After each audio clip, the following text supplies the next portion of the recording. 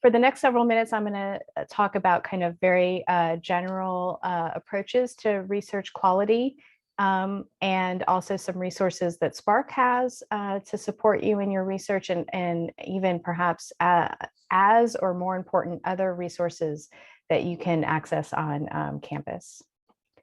So kind of generally speaking, I would say that high quality research is relevant, it's ethical, and it's rigorous.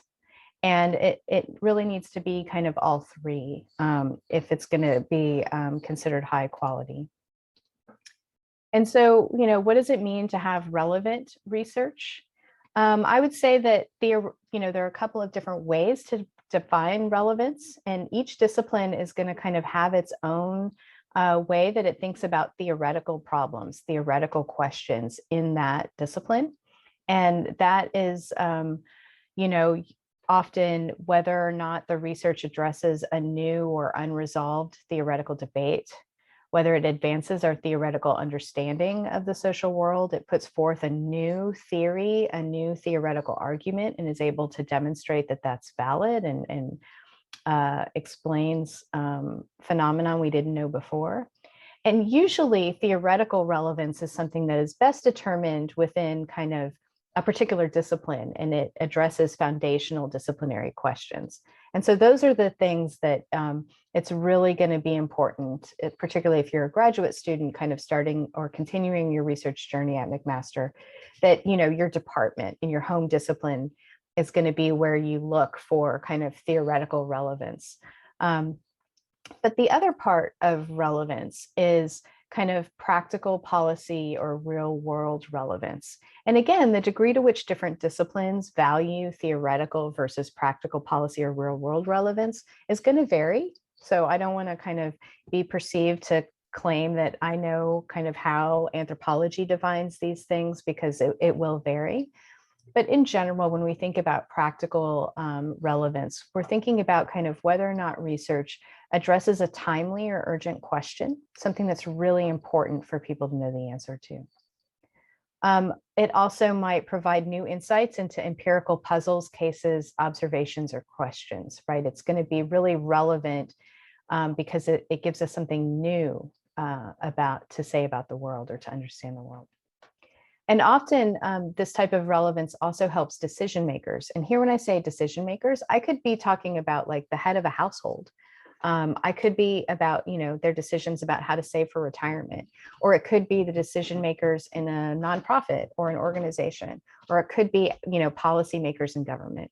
So when we talk about practical relevance, we're often talking about research that somehow helps people make better decisions or understand the policies or decisions that they're making or that their organizations are making. So how can we at Spark help you with research relevance? Well, we can kind of consult with you and talk about knowledge mobilization, because the theoretical part of it is going to be primarily driven by your disciplinary concerns. But if it's kind of like, how do I convey my research and talk about my research to the people I think need to hear my findings and understand how it's relevant for them, we can kind of talk through different types of options you might have. So this was actually the focus of an entire workshop series we did last year, again, with the Sherman Center for Digital Scholarship. And all the videos are available on this website, kind of in order. And so we had sessions on how to frame research questions, or how to frame your findings in ways that kind of the people you want to hear your message are likely to receive it and hear it. We had discussions by data journalists. We had some sessions on data visualization and how to make sure that you're conveying your research effectively to get your message across to the public or to policymakers. So all of the materials and workshops and videos are included on the website. We can also have a research conversation with you. We can talk about your data visualization and kind of policy briefs versus a policy report, and what are the differences of those, and kind of what are some ways that you can think about getting your research findings out there. We can also help you with communication planning. So one of the sessions we did last year was around communication planning for large projects. How do you set up a communication plan to make sure that your research kind of gets disseminated? And so we can talk about the process of setting that up and help you work out some of those, work through some of those processes and tools. So high quality research is also ethical. And so we kind of also know about that as research integrity, right? And so the most common way that we talk about ethical research, probably regardless of whether of the type of research, has to do with citation and co-authoring practices. And that's why all graduate students have to take SGS 101, Academic Research Integrity and Ethics. And that tends to focus on honesty in research. But I think it's also important to recognize that citation practices are also about honoring and recognizing others' work. And that it's not just about kind of integrity in a kind of honesty framework, which tends to be the emphasis. It's more about being part of an intellectual and academic and social community that's interested in answering certain questions. And then, of course, if you're a graduate student and haven't done original research before, you'll quickly learn, probably in your coursework, that research with human participants is regulated by the Tri-Council Policy Statement, and all McMaster research or research done with human participants by affiliates has to be done by has to be approved by the McMaster Research Ethics Board. You can set up a research consult to get advice or ask questions to make sure, as you're developing your protocol, maybe your advisor is not certain about how, whether or not something is allowed, or how to describe a particular method that you're about to use in your proposed research. We're happy to help answer those questions and or refer you to the right people at the ethics board, because we do work closely with them. And so we're often able to kind of make those connections and help you prepare for your conversations with them if you're a little bit feeling uncertain about what the expectations are. I also kind of don't want to overlook the fact that there are other ethical considerations that get involved when we talk about the quality of research. You know, there are conflicts of interest that people might have, so you want to be transparent about positionality.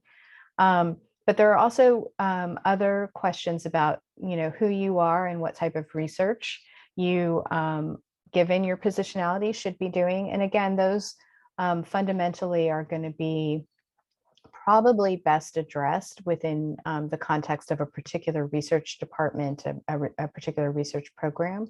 But I do want to point out that particular types of research, for instance, with Indigenous communities, does come with an additional layer of ethical considerations and issues of positionality that we all need to be aware of before we think that we're going to engage in a particular type of research project, even if it does not involve human subjects. So how can we help you with all of this? You are drafting your ethics application and you're stuck, or you don't know how to interpret something and you haven't gotten a response from them, or you're not sure, or you just want another set of eyes to kind of make sure you're on the right track. Set up a Spark conversation and we can either help you or, you know, kind of meet with you with ethics if it's a very complicated situation. If you are trying to negotiate access to confidential or secure data, we do have a secure data lab. So say you know that a researcher or an organization has confidential data and they're willing to let you use it for your research, but they have concerns. They have concerns about where you're going to store it, who's going to have access, all of those types of things. That is one issue or problem that our SEAL lab can help you address. We can help negotiate the data sharing agreement with the organization, kind of provide them assurances about how the lab operates, who will have access to the data, how secure it will be, and all of those types of things. So that's really a great option if you're working with an organization or a private company or a nonprofit who's willing to have you use their data, but is a little bit wary of just kind of handing it over freely without any types of assurances about its security. So you can talk to us about that, and we can work with you and the organization to facilitate those types of transfers. And then I also want to point out a resource that not many people at McMaster know that we have, but we are members of the CITY program. And the CITY program has a number of online training modules that you can complete to kind of get a certificate that you understand certain types of research practices. And I want to just highlight, I don't know if you can see my mouse, but Social and Behavioral Research Course Canada. That's a Canadian specific short course. It's online. You do it at your own pace. It has some reading material and then some quizzes that you can do that walks you through the Tri-Council Human Subjects Policy, and has case studies and history, and explains basically the Tri-Council policy and how it relates to human participant research in Canada. And so it's something that I often recommend to faculty members who are teaching methods courses where the students may later on be dealing with human subjects, because anyone with a McMaster email can kind of sign up for an account in this program and complete the course and get a certificate. You get a little LinkedIn badge even that says that you have kind of completed the CITY certification. I had to do it in part because I was collaborating with a researcher at Wake Forest University in the United States, and their ethics unit on campus would not approve our protocol until I had completed this course. And so once I did it, I was thrilled to know that there was that type of training and certification available to us. So even if it's not required, it's something that you can do if you are a researcher and you want to kind of have some sort of record, or that you are familiar with these types of ethical issues. So the last thing I'll talk about is making sure that your research is rigorous. So rigorous research, I would say, is accurate, right? You don't have any unintentional mistakes or a researcher bias. That doesn't mean that researchers can't bring their perspective to their research, because we all, even if it's implicit, do have a perspective that we bring to our work. But if you're going to be activist, if you are going to kind of take a particular strong position on the outcome of your research, that should be transparent, and you should be honest about your positionality and upfront with your discussion of your research methods and your partners and your research participants to make that clear. But in general, I think the more common issue, particularly if we're talking about quantitative research, the challenge is kind of avoiding unintentional mistakes, coding errors, kind of accidentally using the wrong data file. So rigorous research is accurate. It's also reliable. So reliability is often talked about in terms of research being coming and yielding the same finding if the research were repeated. So is the research replicable? Can it be repeated? And will you get the same answer if you carried out the research multiple times? Now, of course, I just want to acknowledge that that's not really applicable to some types of research where intersubjective positionality or relationships matter. So, you know, some qualitative and postmodern, post-colonial methods kind of would fundamentally say that research cannot be replicable because the people involved in their positionality is key. And that's a different standard, and that's totally appropriate given that epistemological ontological worldview. But in other more positivist realms of research, you want it to be kind of consistent and reliable if it were repeated. And then there's the notion of validity, right? So construct validity, face validity. Does something kind of seem right? Does this measure actually kind of make sense on its face? And then we often also talk about internal validity, which is kind of, can we believe the findings within this study? And also, can we believe the external validity, which would be, do the findings of this study generalize to perhaps other groups, other contexts, other times, other places? And so these are kind of the three types of validity that are kind of the focus of much of the discussion about validity in research. So how can we help you with research rigor? We can talk to you about and invite you to our workshops on data and project management. We can also refer you to other resources on campus. So he's not here, he must be in the other session, but I saw him a minute ago. Isaac Pratt is a new research data management specialist who is housed in the library, but will consult with any researcher about research data planning and management and security. And that's a great resource. We also, when we do workshops on using research software, we try to emphasize making sure that your code is clear, it's replicable, and the like. So those are things that we try to do to help with rigor.